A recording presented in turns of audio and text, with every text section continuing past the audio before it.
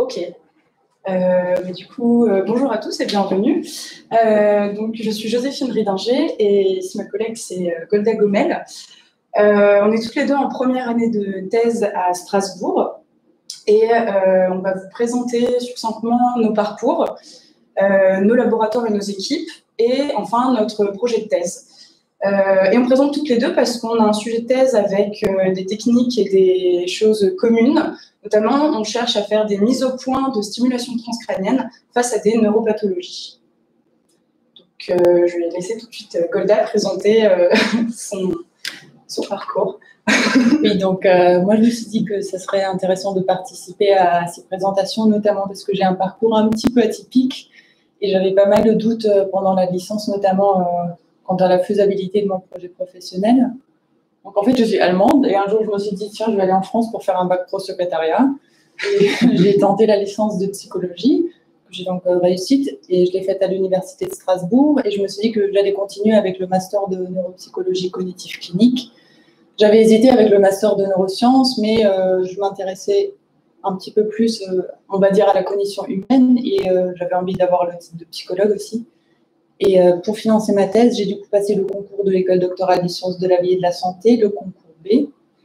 Et me voilà du coup en première année de thèse, plutôt en neurosciences cognitives, au sein du laboratoire ICUBE. Alors moi, je viens de Nancy à la base, c'est là où j'ai fait mon bac général scientifique. Par la suite, j'ai pas mis ici, mais en fait, j'ai fait une première année de prépa BCPST, donc accès biologie, etc. à Nancy toujours. Qui clairement la prépa c'était pas fait pour moi, donc par la suite j'ai été en licence de chimie-biologie à Grenoble. Alors pourquoi chimie-biologie? Parce que j'aime beaucoup comprendre aussi l'aspect moléculaire de tous les mécanismes vivants et aussi non vivants. Et la biologie parce que ça reste vraiment très intéressant de comprendre tout ce qui se passe dans un organisme, etc. Par la suite, j'ai continué avec un master international qui s'appelle Molecular and Cellular Biology, avec une spécialité en neurobiology and neuroscience. Donc, il y a un master axé très neurosciences cellulaires et moléculaires. Et ensuite, avec des stages, je me suis rendu compte, et quelques cours aussi, je me suis rendu compte que c'était plus les neurosciences cognitives et l'électrophysiologie qui m'intéressaient. Donc, après l'obtention de mon master, j'ai cherché sur Internet et aussi auprès de personnes que je connaissais des propositions de thèse. Il y en a une qui correspondait très bien à ce que je recherchais et c'est celle que je fais actuellement. J'ai envoyé une candidature spontanée et j'ai été prise. Et donc, c'est une thèse qui est financée par l'INRIA. C'est l'Institut national de recherche en informatique et en automatique. C'est une thèse un peu particulière parce que c'est un partenariat entre l'INRIA et l'INSERM. Donc, je vais vous expliquer un peu après, mais j'ai deux casquettes. J'ai une casquette en neurosciences et une casquette plus en programmation et en automatique. Des choses que je n'avais pas du tout faites jusque-là. Ouais, super. Donc, Joséphine et moi, on est toutes les deux rattachées au laboratoire ICUBE, qui est en fait le laboratoire des sciences de l'ingénieur, de l'informatique et de l'imagerie. Comme vous voyez, c'est un assez grand laboratoire qui compte 17 équipes réparties en 4 départements avec près de 360 membres. On ne va donc pas vous présenter toutes les équipes, mais uniquement nos équipes de recherche respectives. Je vais commencer par la mienne, qui s'intitule « Imagerie multimodale intégrative en santé » et qui est rattachée au département d'imagerie, robotique, télédétection et santé. Alors, pour faire très simple, en fait, ce qui fait l'unité de cette équipe de recherche, c'est vraiment la mise en place de nouvelles méthodes, de différents types d'imagerie, notamment dans le cadre de pathologies neurologiques, psychiatriques et en oncologie.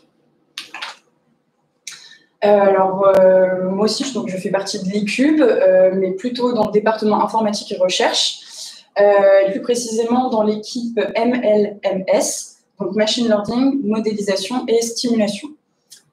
Qui est dirigé par Ewan Seo et Stéphane Cotin. Et dans cette équipe de recherche, il y a un projet équipe qui s'appelle Mimesis, qui est dirigé par Stéphane Cotin, dont je fais partie. En fait, les thèmes de recherche de cette équipe projet, ça va être, ils vont beaucoup axer leur recherche sur des échanges entre médecins et scientifiques pour mettre au point de nouvelles technologies cliniques. Donc, ça va passer par de la modélisation dérivée par les données, de la stimulation en temps réel, mais aussi de la simulation en temps réel, mais aussi de l'optimisation et du learning. Et en fait, l'avantage de la simulation en temps réel et la modélisation dérivée par les données, ça va permettre de faire une approche très individuelle d'une pathologie ou d'un diagnostic. Et par exemple, pour l'évolution d'un cancer, et donc par la suite d'adapter précisément le traitement. Donc ça, c'est pour le côté programmation et informatique de ma thèse. J'ai aussi une équipe, je fais aussi partie de l'équipe INSERM unité 1114, qui s'appelle donc Cognitive Neuropsychology and Pathophysiology of Schizophrenia, qui est dirigée par Anne Hirsch.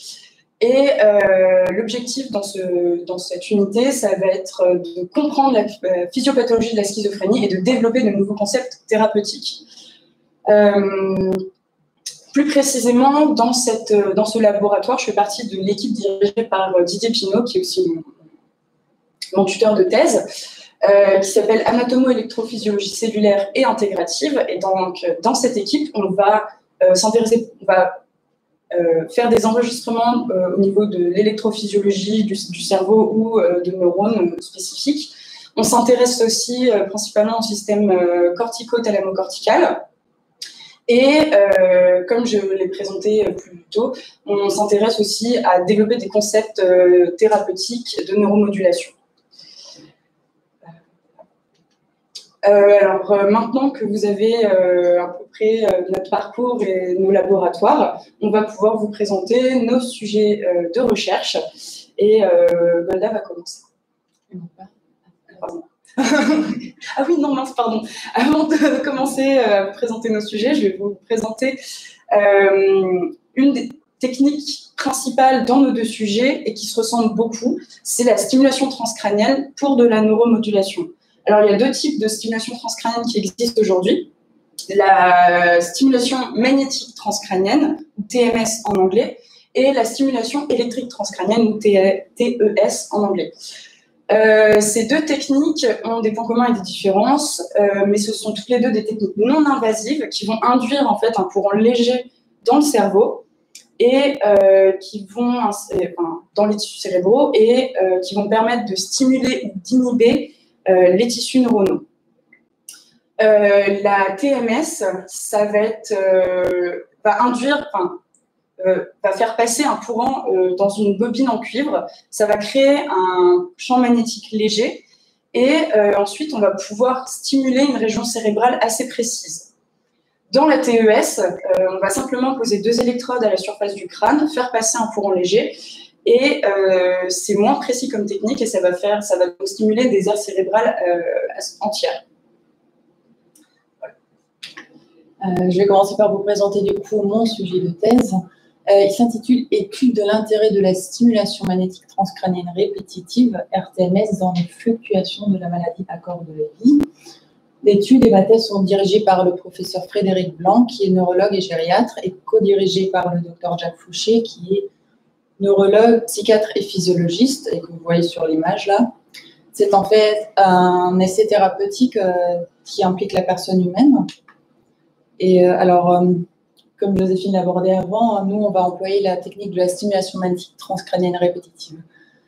Un des avantages du coup de ces techniques, c'est qu'on peut vraiment cibler une région relativement précise dans le cerveau. Ça correspond à peu près à la taille d'une monnaie de 1 euro. Et pour vraiment bien cibler la région qu'on veut stimuler, on va donc devoir s'appuyer sur un système de neuronavigation, c'est-à-dire un programme qui va utiliser les images cérébrales de chaque patient ou chaque sujet pour bien placer la bobine sur le scalp au-dessus de l'endroit qu'on veut stimuler. Bobine que vous voyez là, du coup.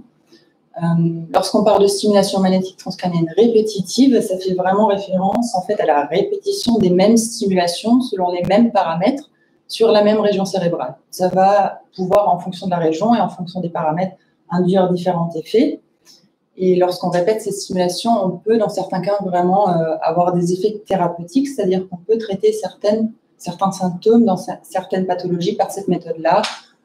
C'est une technique qui est notamment validée pour traiter les hallucinations dans la schizophrénie ou encore les dépressions pharmacorésistantes, c'est-à-dire les dépressions qui ne répondent pas aux médicaments.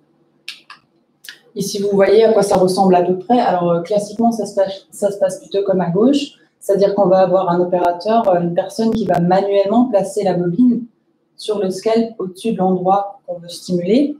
À Strasbourg, on a la particularité qu'ils ont développé un robot de RTMS qui permet en fait de placer la bobine automatiquement au bon emplacement. Et ça permet notamment aussi d'ajuster, si jamais le patient ou le sujet bouge, l'emplacement de cette bobine. Et en plus, ça permet de programmer plusieurs cibles de stimulation, ce qui n'est pas possible avec un opérateur manuel.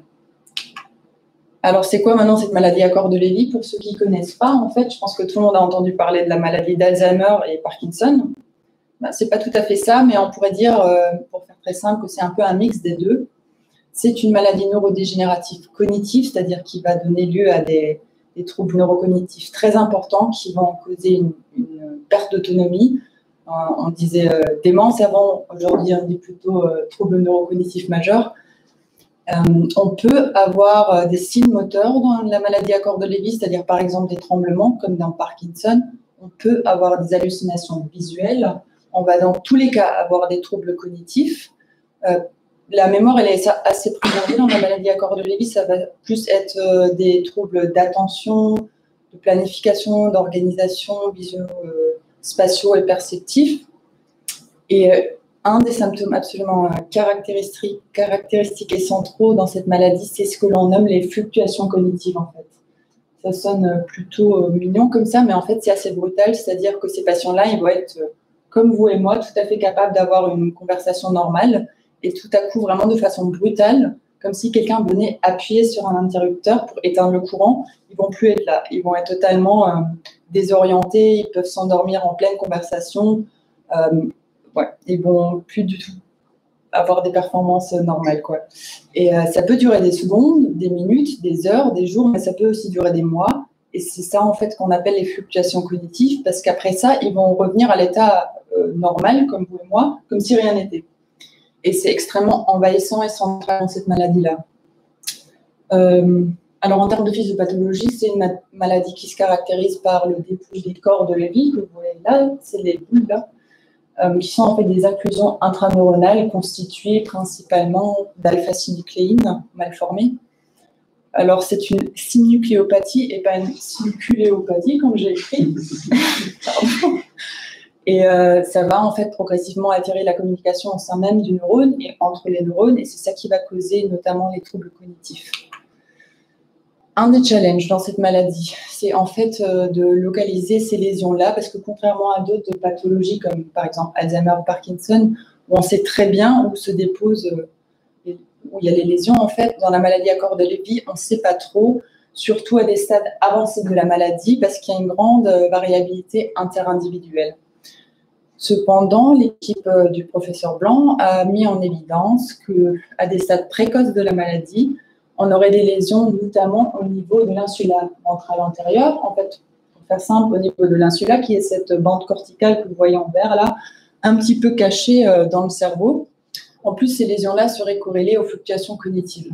Par conséquent, on a émis l'hypothèse qu'on pourrait avoir un impact sur les fluctuations cognitives et sur les processus attentionnels en appliquant la RTMS là où il y a les lésions au niveau de l'insula.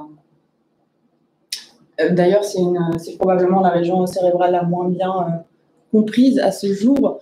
Elle intervient vraiment dans énormément de fonctions. Nous, ce qui nous intéresse dans ce contexte-là, c'est son implication dans les systèmes d'éveil et dans les processus attentionnels.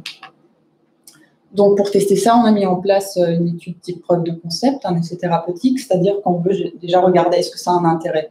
Vu que ça n'a jamais été fait, on veut juste voir si ça marche en gros. Donc, on a créé deux conditions. Une première dans laquelle on souhaite appliquer du coup, la RTMS au cortex insulaire de façon personnalisée, c'est-à-dire qu'on va aller regarder pour chaque patient où exactement au niveau du cortex insulaire se situent ces lésions et appliquer la RTMS là-dessus. Et une condition contrôle dans laquelle on souhaite stimuler pour tout le monde des régions plutôt occipitales primaires. Ici, vous avez le protocole. Pour faire très simple, en fait, l'étude n'a pas encore débuté. On est en train de recruter 40 patients diagnostiqués avec la maladie à corps de Lévy qui vont avoir à peu près 40 visites. Et en gros, ce qu'on veut faire, on veut faire une comparaison avant-après les différentes conditions de stimulation. Et pour ce faire, on va d'une part réaliser des évaluations cliniques, c'est-à-dire des échelles, des questionnaires qui vont évaluer toutes les fonctions cognitives, surtout les processus attentionnels, l'humeur, les hallucinations. Et d'un autre côté, on va employer de la neuroimagerie, principalement des IRM cérébrales multimodales de différentes natures. Et notre principal marqueur, si ça marche ou si ça ne marche pas, ça va être des paramètres qu'on enregistre par électroencéphalogramme. Donc, en gros, ce qu'on veut faire de façon très simplifiée, c'est vraiment rallumer ce courant au niveau de l'insula et ramener de l'activité, réveiller ces neurones en quelque sorte. Donc, si ça marche, ça serait vraiment super parce que ça aurait un grand impact sur la qualité de vie de ces patients-là. Moi, je vais vous présenter donc mon sujet qui se nomme stimulation électrique transcrânienne en boucle fermée de réseau de neurones dans un modèle rongeur de transition psychotique. Alors, il y a beaucoup de termes que peut-être vous ne connaissez pas, mais ne vous inquiétez pas, je vais revenir dessus par la suite. C'est une thèse où j'ai 2 co-directeurs, donc j'ai Didier Pinault, dont vous avez entendu parler tout à l'heure, mais aussi un co-directeur qui est Axel Hutt, qui travaille, lui, avec l'INRIA. Alors, avant de rentrer dans le vif du sujet, peut-être qu'on vous a expliqué ces 2 derniers jours ce que c'était des oscillations cérébrales, mais je vais beaucoup en parler par la suite, donc pour que ce soit clair, je vais revenir dessus rapidement.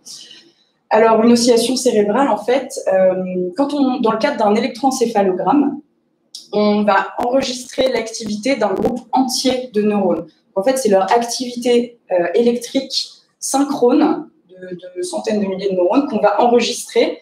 Et donc ensuite, l'électroencéphalogramme, vous verrez, il y a des variations de voltage dans le temps qui font des oscillations, et c'est ces oscillations qu'on appelle oscillations cérébrales.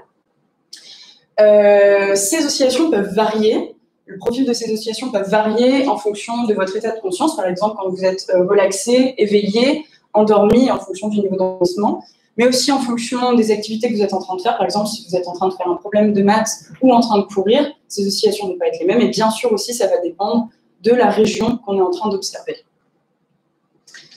Donc, je travaille sur un modèle rongeur de transition psychotique. La transition psychotique, qu'est-ce que c'est? La transition psychotique dans le cadre de la maladie de la schizophrénie. Dans la maladie de la schizophrénie, vous avez la phase prodromale et la phase chronique. La phase chronique, c'est la phase où un diagnostic peut être fait. C'est la maladie à proprement parler. Et la phase prodromale, c'est la phase durant laquelle on va avoir des premiers symptômes qui ne sont pas forcément sévères et qui vont annoncer l'arrivée de la maladie. Durant cette phase prodromale et environ 2 ans avant la première crise psychotique, on va avoir l'apparition des premiers symptômes psychotiques, donc qui vont être toujours d'une sévérité peu élevée. Puis, on va avoir doucement peut-être l'arrivée de la première crise psychotique. Et ensuite, on va passer donc dans la phase chronique et avec des symptômes psychotiques qui vont être plus ou moins toujours présents et assez sévères. C'est le passage de cette phase avec des symptômes psychotiques plutôt bas à une phase avec des symptômes psychotiques présents et avérés qu'on appelle la transition psychotique. Or, il a été démontré que chez les patients atteints de schizophrénie, donc dans la phase chronique, on avait des oscillations cérébrales anormales. Mais qu'on a déjà des oscillations anormales qui sont présentes chez des patients en phase prodromale. Et comme a présenté tout à l'heure Golda, aujourd'hui, quand on a des patients qui sont pharmacorésistants, c'est-à-dire qui résistent au traitement pharmaceutique, on a la possibilité aujourd'hui de leur proposer des sessions de stimulation électrique transcrânienne ou stimulation magnétique transcrânienne pour réduire certains symptômes, notamment les symptômes de dépression ou d'hallucinations, qui sont notamment liés, les symptômes d'hallucination, à l'état de psychose. Et donc, dans notre projet de recherche, on s'est dit, si la TES était capable de réduire ces symptômes psychotiques pour des malades dans la phase chronique, peut-être qu'on pouvait aussi l'appliquer pour prévenir la première crise psychotique ici. Voilà. Donc, est-ce que la TES pourrait être utilisée comme une technique de prévention? Et si oui, quels vont être les paramètres optimaux à appliquer pour prévenir ces états de psychose et prévenir donc ces oscillopathies? ces oscillations anormales. Pour répondre à cette question, je travaille avec un modèle rongeur donc, de transition psychotique. Ce modèle rongeur, on l'obtient en faisant une injection de kétamine aux animaux, une injection subanesthétique. Il a été montré que cette injection de kétamine induisait des oscillopathies qui sont semblables à celles qu'on trouve à des patients à risque de transition psychotique. Et ces oscillopathies sont réversibles avec de la clozapine. La clozapine, c'est un antipsychotique qui est donné dans le traitement de la schizophrénie. Donc tout ça, ça nous laisse, ça montre que ce type de modèle de transition psychotique par induction avec kétamine est un bon modèle de la transition psychotique. Donc on va utiliser plusieurs conditions expérimentales dans mon projet.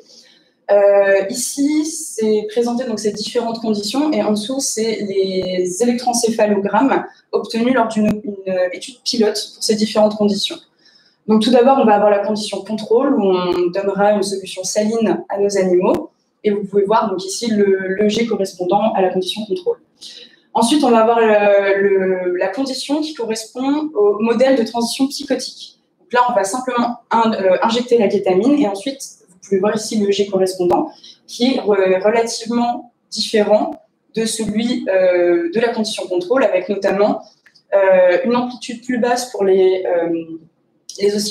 oscillations lentes et une amplitude plus élevée pour les oscillations rapides. Enfin, on va avoir la condition de test de la TES, où on va faire l'injection de kétamine et par la suite, on appliquera la stimulation électrique transcrânienne. Et ici, vous pouvez observer qu'on a un objet qui commence à se rapprocher de la condition contrôle. Donc, pour les paramètres TES utilisés lors de cette étude pilote, on a déjà des résultats qui nous laissent penser qu'on est sur la bonne voie. Donc, comme je viens de le dire, la TES peut réduire les oscillations anormales qui sont induites par la kétamine. Alors, en plus de toutes ces, ces paramètres qu'il faut affiner pour réduire donc ces oscillopathies, on aimerait aussi appliquer cette stimulation en boucle fermée. Alors, une boucle fermée, qu'est-ce que c'est? Pour le comprendre, il faut déjà savoir ce que c'est une boucle ouverte. Dans un système de stimulation en boucle ouverte, vous aurez le système de stimulation, donc la stimulation électrique transcrânienne, qui appliquera la stimulation sur le cerveau. Derrière, on pourra enregistrer l'activité avec un électroencéphalogramme et ce sera tout. Donc, on aura simplement une indication de l'effet de la stimulation sur le cerveau. Dans une boucle fermée, on aura toujours un enregistrement électroencéphalographique de l'activité cérébrale, mais derrière, ces informations seront utilisées par un contrôleur. Donc, un contrôleur, ce sera un algorithme qui va nous permettre, en fonction des informations que le G lui donnera, de dire si oui ou non on doit appliquer la stimulation et si oui, avec quel type de paramètres. Donc, par la suite, la stimulation sera appliquée et on aura des boucles comme ça, etc., etc. Donc, en fait, ce type de stimulation a un intérêt énorme puisqu'il permet d'avoir une stimulation qui va être basée sur l'activité réelle du cerveau et donc d'avoir un contrôle beaucoup plus fin de la stimulation. Et in fine, on aura une stimulation qui sera beaucoup plus adaptée à l'individu et aux symptômes, enfin aux oscillopathies présentes chez cet individu. Donc pour conclure, si je reprends la métaphore de Golda, là où elle cherche à rallumer le courant dans certaines zones, nous on va chercher à le moduler et dans certains cas le renormaliser pour que le cerveau refonctionne à peu près normalement. Enfin, en fait, en quelques mots, mon projet, c'est un projet de recherche préclinique. On va essayer de mettre au point des techniques de prévention pour les oscillations anormales, les oscillopathies. Et peut-être que si on arrive à prévenir ces oscillopathies, si on arrive à renormaliser ces oscillopathies, on arrivera à prévenir la crise psychotique. Et peut-être que si on réussit à prévenir cette crise psychotique, on arrivera à prévenir l'entrée des patients en phase prodromale dans la phase chronique de la maladie. Donc, merci à vous de nous avoir écoutés. Si vous avez des questions, n'hésitez pas. Merci beaucoup, c'était super intéressant. Du coup, comme d'habitude, si vous avez des questions, n'hésitez pas dans le chat, on va attendre un petit peu, étant donné qu'il y a toujours un télé. Et pareil, dans la salle, est-ce que vous avez des questions, Patrick? Ce soit pour l'une ou l'autre des techniques présentées, à quel point vous pensez que c'est envisageable en thérapeutique? Parce que, admettons, il faut faire une séance, mais combien de temps c'est encore efficace avant de devoir refaire une séance? Alors en fait, en RTMS, ce qui se fait en clinique, c'est qu'il va y avoir une première phase où on applique ces stimulations de façon assez régulière, intensément si tu veux, pour vraiment déjà activer le truc. Et après, dans le temps, il y aura des sessions de maintenance. Je ne saurais pas dire exactement la période, mais très rare, enfin plus rare que lors de la phase d'induction. Donc c'est vraiment quelque chose qui se fait de façon courante en clinique, notamment à Strasbourg. Et je ne connais pas toutes les études sur le sujet, mais il y en avait une qui était assez à propos justement de la réduction des symptômes liés aux hallucinations. En fait, ils ont fait pendant, il me semble, une semaine, c'était 5 fois par semaine, des sessions 2 fois par jour, d'environ 1 heure de TMS. Et derrière, ils ont donc, mesuré avec une échelle particulière les symptômes, la gravité des hallucinations.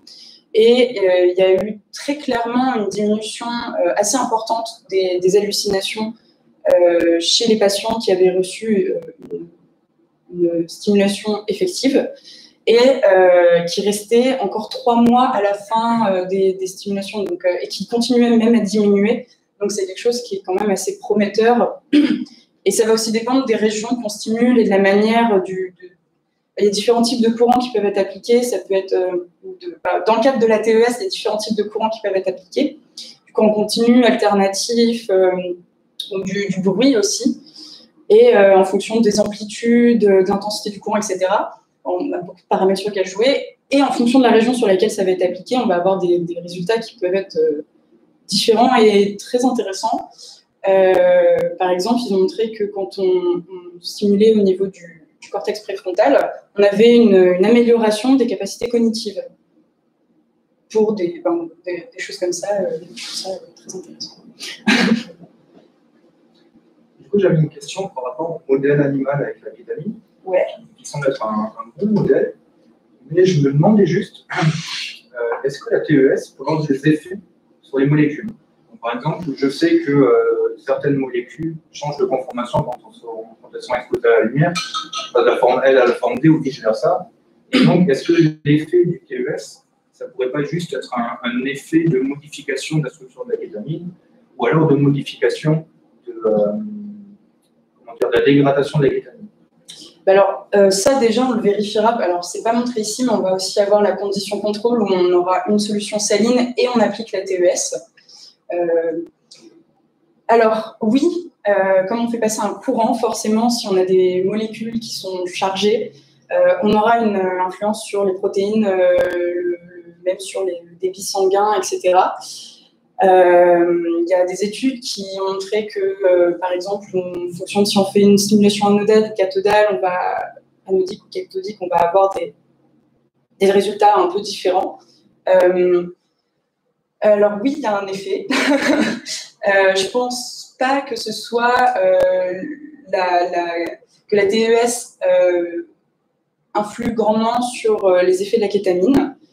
Mais ce serait intéressant, effectivement, de vérifier ça. Peut-être juste à se mettre un champ magnétique, je ne sais pas si ça peut se faire. Au final, avec la TMS, c'est un champ magnétique. Je ne sais pas ce que tu en penses, toi, de la modification des molécules. Oui. Ouais, si on peut juste, par exemple, mettre de la kétamine sous la TES sans animaux ni rien, regarder 24 heures plus tard si c'est vrai que ce serait intéressant. Ça a eu un changement de conformation, une dégradation ou autre. Attends, j'ai pas compris. Si vous prenez juste la kétamine sans le mettre dans un animal et que vous le mettez sous la TES, est-ce qu'on aura un changement? Est-ce que la kétamine pour la TES, de conformation ou autre? Pour la TMS, je pense pas. Après, je suis peut-être pas la mieux placée pour répondre, mais c'est juste stimulé par un champ magnétique de la kétamine, je sais pas. Je sais pas. Parce que le premier effet, il est électrique, c'est par conséquent que ça devient chimique. Tu vois, je sais pas. Non, mais c'est vrai, c'est une bonne question, et je pense que ce serait intéressant effectivement de tester, et même du coup pas tester seulement avec la kétamine, mais aussi avec les métabolites. Moi j'ai une question parce que finalement la kétamine maintenant est de plus en plus utilisée comme un traitement antidépresseur. Oui. Et c'est drôle parce que du coup ce que tu vois, c'est que toi avec ça, tu arrives à induire finalement un modèle un peu de processus psychotique. Je ne sais pas si tu peux m'en parler, est-ce que c'est parce que tu es une dose plus élevée, est-ce que je ne sais pas. Alors, je ne connais pas les dosages dans les traitements pour la dépression. Et en règle générale, je dirais que je ne connais pas les dosages chez l'humain. Nous, on donne entre 2,5 mg par kilo et 5 mg par kilo aux animaux. Je sais que l'effet de la kétamine est très dose dépendant. Au-delà d'une certaine dose, on va presque avoir les effets inverses sur les oscillations. Alors, par exemple, nous, avec nos doses, on va avoir une augmentation des fréquences rapides, des oscillations gamma. Mais au-delà d'une certaine dose, on va avoir une réduction de ces oscillations. Enfin, je ne peux pas répondre à la question, je suis désolée. Est-ce que vous avez regardé chez vos rats qui ont la kétamine, si ce soit exactement les mêmes aires cérébrales qui s'activent que chez les personnes qui sont souvent en phase prodromale, on va dire, ou qui font justement cette transition psychotique? Alors, la kétamine, ça va en fait induire une perte de synchronisation, de dialogue entre le cortex préfrontal et les autres aires cérébrales, entre autres. Et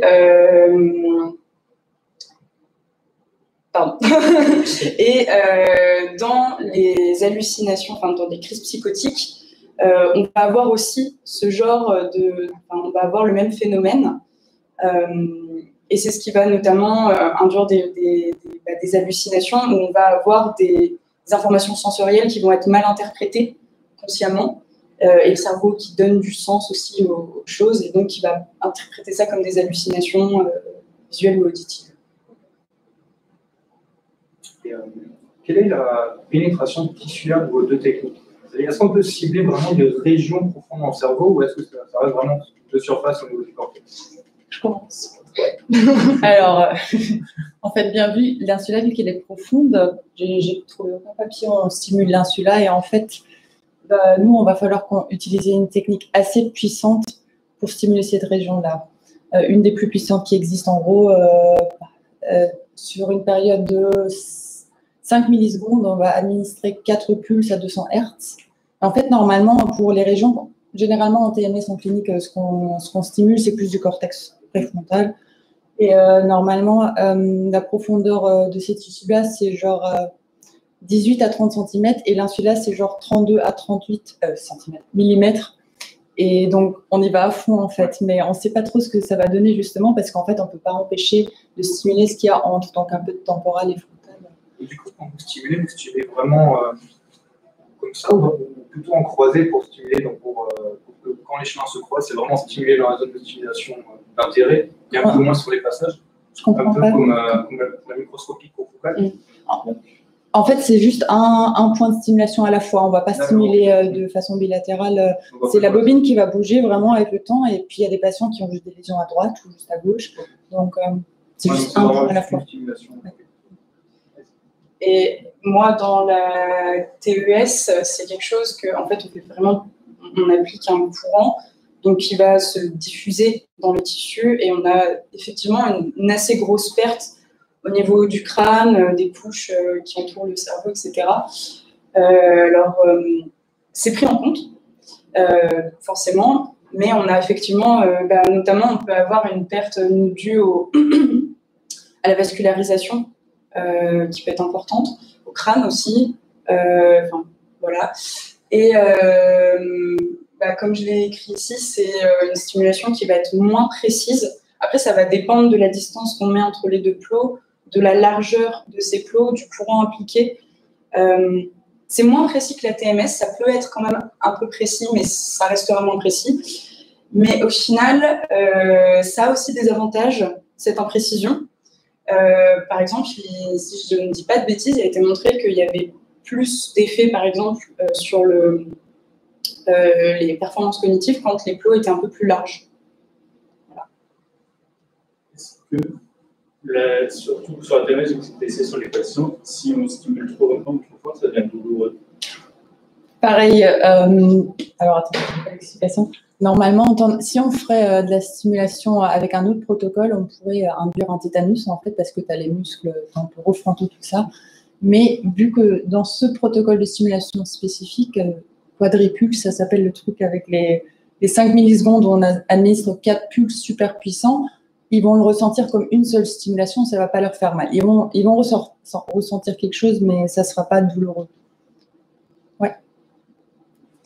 Généralement, est-ce que, pareil pour la thématique sur les patients, quel est votre avis sur le fait qu'on soit tout le temps exposé à des champs magnétiques et des ondes? Est-ce que ça peut faire un parallèle avec ça et ça peut modifier le oui, c'est intéressant. Mais c'est pas assez puissant pour vraiment moduler l'activité neuronale, je pense. Enfin...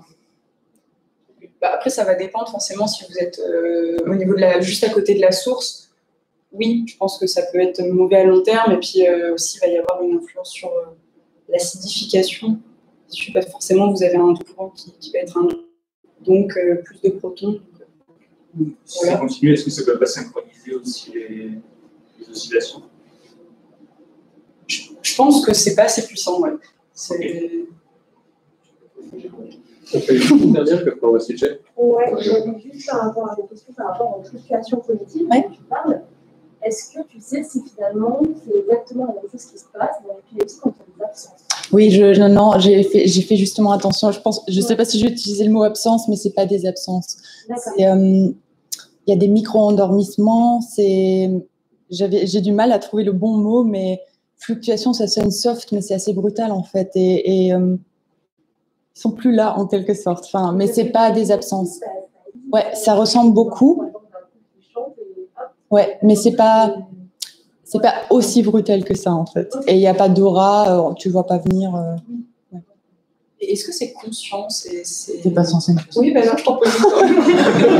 Est-ce que c'est conscient ces fluctuations? Est-ce qu'ils ont conscience d'avoir en début de maladie? Oui. D'accord. C'est ça qui est assez envahissant aussi parce qu'ils sont en début de Ok, super. Merci pour votre temps. Merci beaucoup.